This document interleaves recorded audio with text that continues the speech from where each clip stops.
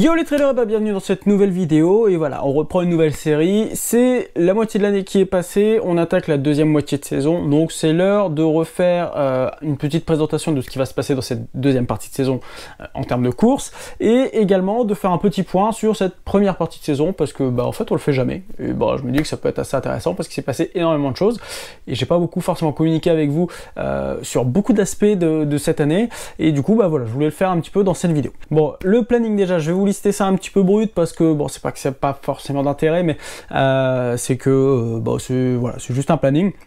Donc quand vous voyez cette vidéo, pour l'instant on est en train de mourir sur le Mont Joli, du coup à côté de Chamonix, Saint-Gervais-les-Bains, dans ce coin-là, sur la montagnarde, donc 106 km 8004 de D+, il doit faire très chaud, comme maintenant, et puis avec les éclairages je vous garantis qu'il fait très bon dans cette pièce.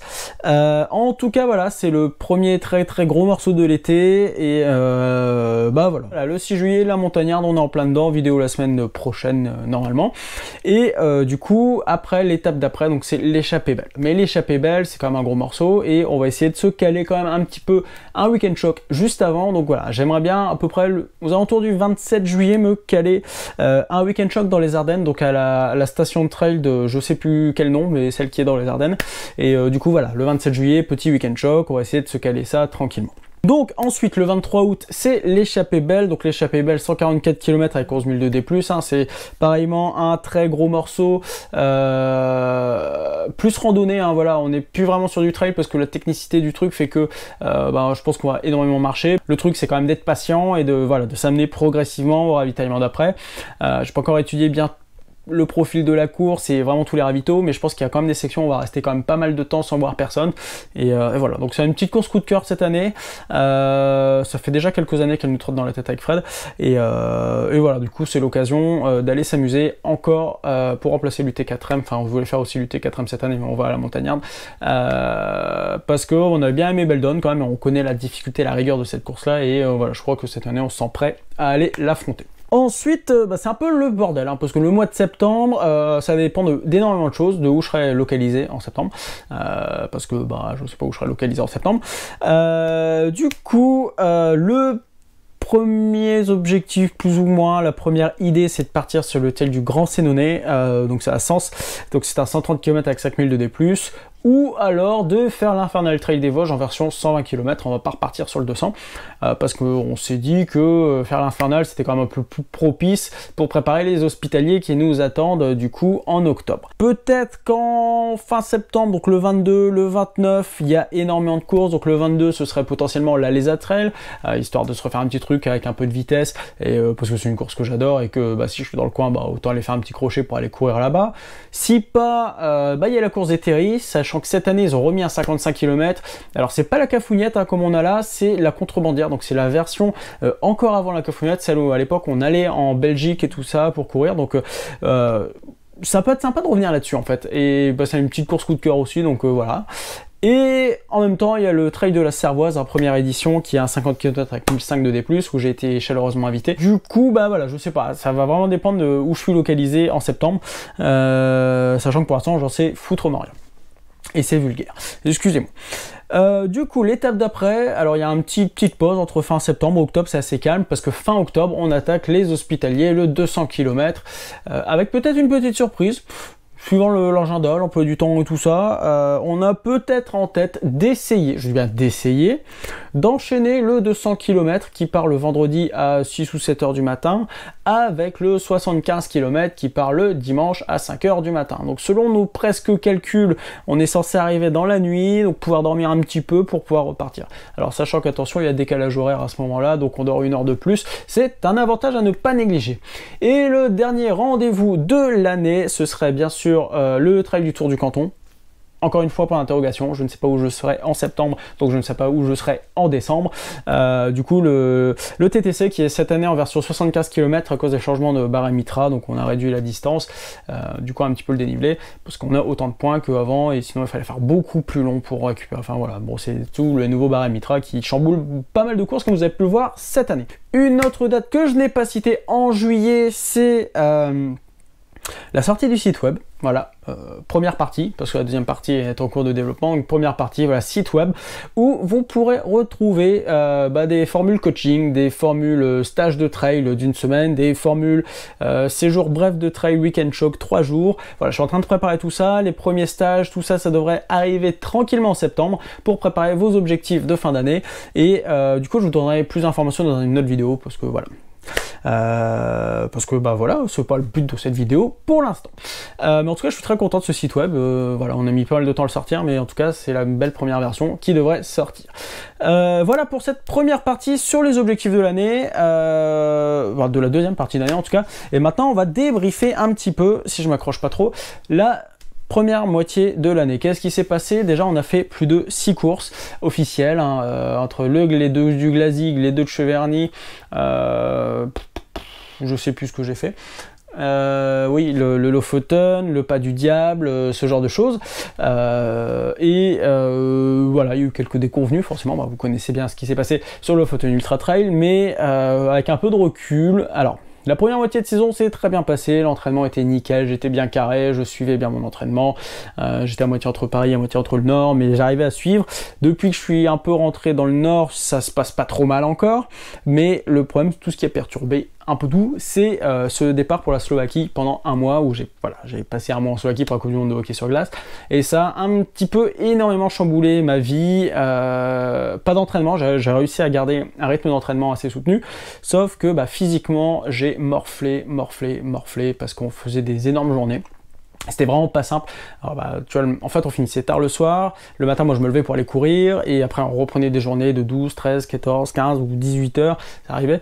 Mais c'est génial, hein. Et du coup, ensuite, je suis parti à Prague 2 jours pour me faire un petit week-end tranquille. C'était sur la route du retour. Et après, je suis parti 2 jours après en Norvège. Et du coup, je peux dire que j'étais peut-être pas assez préparé mentalement au Lofoten Ultra Trail, hein. Je suis arrivé un petit peu comme un cheveu sur la soupe. J'avais pas eu le temps de faire vraiment une préparation mentale. Physique était bonne, mentale était moins bonne. Voilà, c'est avéré quand même assez compliqué à gérer parce que du fait de cette fatigue aussi accumulée depuis la Norvège, depuis la Slovaquie et tout ça, voilà, ça a été un peu pour moi très difficile de me mettre dans le bain. Mais voilà, on s'est bien rattrapé le lendemain de la course, hein. On est parti en vadrouille et ça a été une excellente préparation pour la montagnarde. Depuis, c'est un peu compliqué pour moi de m'entraîner. Vous voyez bien que je fais énormément de vélo et je ne cours plus tant que ça en ce moment. Alors pourquoi? Première chose, les épreuves pour rentrer en formation de coach sportif qui sont assez exigeantes, qui m'ont valu de devoir m'inscrire dans une salle de musculation et de porter de la fonte. Alors de la fonte en squat, de la fonte en développé couché et des tractions. Vous avez vu la taille de mes jambes, hein, je suis pas du tout typé à faire ça, et quand on te demande de porter 110% de ton poids de corps en squat, ça nécessite une préparation, et quand on demande de porter 80 kg, 80% de ton poids de corps en traction, pas en traction, en développé couché, c'est pas évident non plus. Enfin, pour mon gabarit, vous voyez bien, bon, aussi là j'ai pris 4 kg quand même depuis, mais voilà, oui, j'ai pris 4 kg. Vous imaginez comment je vais souffrir sur la course là. Faut que je perde tous ces kilos, mais si je perds ces kilos, je perds mes muscles, et du coup je serai plus performant pour la rentrée scolaire. Bref, c'est un autre débat. Du coup, ça m'a vachement foutu un gros coup dans ma préparation, parce que à l'entraînement, tu te défonces bien les jambes. J'y allais 2 fois par semaine à la salle, plus les cours collectifs.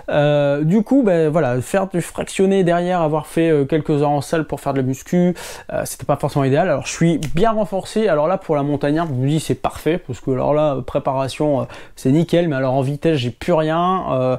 En endurance, ça a commencé à être compliqué. Je pense qu'on va souffrir sur la montagnarde, mais de toute façon, on allait souffrir sur la montagnarde, c'est pas le problème. Et du coup, j'ai un peu perdu ma motive. Alors, pourquoi j'ai perdu mon motif? Parce que j'ai un autre petit problème qui s'appelle le syndrome du muscle piriforme. C'est une belle saloperie qui est due à cette prépa musculation. Du coup, je fais une vidéo là-dessus, hein. Elle est en train d'être tournée ou montée, ou je sais pas où j'en suis, mais en tout cas c'est une grosse vidéo, donc je mets un peu plus de temps à la faire. Le syndrome du piriforme, c'est quoi en fait? C'est vous avez un muscle qui traverse votre fessier, qui s'appelle le muscle piriforme, en dessous du grand fessier. Et ce petit muscle, alors soit il est trop gros, soit il est trop long, mais en tout cas il frotte sur votre nerf sciatique, et vous savez bien ce que ça donne quand on fait joujou avec le nerf sciatique, et ça fait pas du bien. Je vous explique tout ça dans une autre vidéo, hein, mais En tout cas, je me bats avec ça et c'est pour ça qu'en ce moment je fais énormément de vélo parce que je continue mes entraînements de musculation, mais à pleurer hein, parce que sur les squats, parce que bah voilà, j'avais pas le choix, il fallait que je sois prêt pour les examens, que j'ai réussi, hein, voilà, donc ça c'est bon, ça c'est passé, c'est fini, on n'en parle plus. Du coup, je suis en repos, c'est pour ça que je fais beaucoup de vélo et que je cours beaucoup moins parce qu'il faut que je me répare. Voilà, parce qu'il faut pas être con non plus. Donc je fais beaucoup de vélo de route, pas de VTT, je fais du vélo de route parce que c'est un peu l'intermédiaire. Donc j'essaie toujours de courir 1 à 2 fois par semaine, mais les autres séances, je les remplace par du vélo. Et du coup, c'est un compromis qui se passe pas trop mal en ce moment. Je suis en train de vraiment me sentir mieux, d'être plus en forme, enfin pas d'être plus en forme, mais de récupérer du coup de cette douleur. Et cette douleur qui me gêne pas du tout quand je cours, mais voilà, une fois que tu as bien écrasé le nerf, au bout d'un moment, voilà, tu traînes ça pendant 2-3 jours et c'est pas super agréable. Mais en tout cas, voilà, je suis sur la bonne voie, ça se remet bien. J'ai bon espoir là que là, dans la course où je suis actuellement, la montagnarde, si vous voyez cette vidéo plus tard, ça n'a pas de sens, mais bon, bref. D'ailleurs, j'ai dit que j'étais dedans, mais non, parce qu'on part que samedi, et du coup, si vous voyez la vidéo vendredi, je suis pas dedans encore. Mais bon, on part à 5h du matin, donc je dois être en train de dormir peut-être à 18h. Aucun rapport. Du coup, voilà, je suis un peu dans les phases intermédiaires, c'est pour ça que j'ai pas trop chargé mon été. Je vais pas faire grand-chose cet été, puis de toute façon, il va falloir sûrement que je déménage et tout ça, donc... voilà, c'est pour ça que je me cale juste un petit week-end choc. Si vous voyez que je fais énormément de vélo, bah, c'est pour cette raison. En même temps, ça me fait pas plus de mal de me reposer. Et parce que j'ai besoin de me reposer, parce que j'ai morflé quand même vraiment, hein, je vous dis, j'ai vraiment morflé sur le mois de mai, juin. Du coup, bah, je repartirai plus fort, plus vaillant pour toutes les nouvelles aventures de cette année, d'ailleurs, enfin, de cette deuxième moitié d'année. D'ailleurs, bah, je pense qu'il y a énormément de contenu intéressant si je viens déménager, parce qu'on va être dans un endroit super, et puis il y aura les stages, les week-end chocs ensemble et tout. Enfin voilà, il va se passer énormément de choses sur cette deuxième moitié d'année, et j'ai vraiment hâte de commencer tout ça avec vous. En tout cas, on a exactement passé la barre des 9000 aussi la semaine dernière, et ça c'est trop ouf. On est en course pour les 10 000. Alors les 10 000, on va essayer de trouver un truc à faire pour les 10 000 quand même, je pense que c'est super important de les fêter ensemble. Si vous avez des idées, paf, dans les commentaires, n'hésitez pas à balancer. Si vous êtes tenu jusque là sur la vidéo, je verrai ceux qui ont tenu jusque là sur cette vidéo du coup. Mais bon bref, voilà. Je vous laisse parce que ça fait déjà plus de 10 minutes et il faut que j'arrête de parler. En tout cas, j'ai bien hâte de repartir sur les grosses aventures avec Fred. Et puis bah, les autres copains, là on sera avec Yann aussi, Team UT4M sur la montagnarde. Et en tout cas, voilà, merci beaucoup d'avoir regardé cette vidéo, puis je vous dis à très bientôt dans une prochaine vidéo. Ciao!